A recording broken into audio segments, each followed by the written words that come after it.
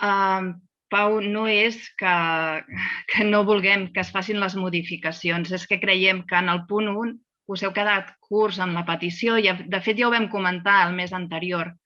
No pot ser que només demanem que hi hagi una modificació per les persones que han cobrat un ERTO. Si parlem del segon pagador, no podem deixar fora també els casos en què sigui de l'atur i que s'ha produït en anys anteriors.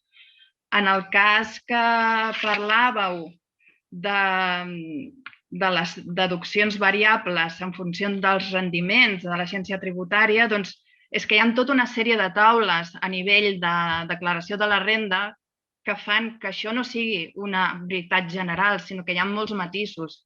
I, en teoria, no tothom es veuria afectat. Es veurien afectats qui en els seus ingressos i els seus beneficis així ho determinin. Evidentment, si la declaració de la renda surt a retornar, es calcularà per unes taules que seran més justes.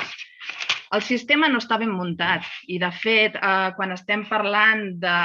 Jo no soc prou tècnica i m'agradaria ser-ho en aquesta ocasió, però quan estem parlant, per exemple, de que en el punt 3 diu que és millor la tributació com a rendiment del treball per activitat que tenen unes reduccions d'un mínim de 2.000 euros i que pràcticament estan incents als 5.500, tampoc és cert del tot.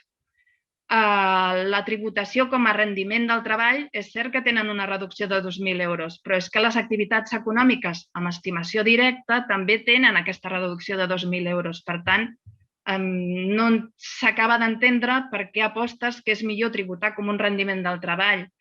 En aquest apartat barreges reduccions amb concessions d'ajudes i no té massa a veure una cosa amb l'altra. I les ajudes mai no es consideren rendiments del treball, ja que són considerades guanys patrimonials.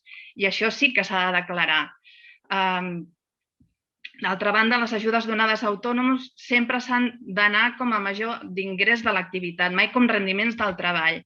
L'únic cas en què normalment l'ajuda no influeix en la renda és en el cas de que qui tributa per estimació objectiva o mòduls i aquesta vegada dona el mateix posar-lo dins l'ajuda dins dels mòduls com declarar-la per guany patrimonial. O sigui que és que la moció en si podríem entrar molt tècnicament a treballar-la i possiblement vosaltres hauríeu fet modificacions tant del punt 1 com del punt 2 com dels argumentaris inicials.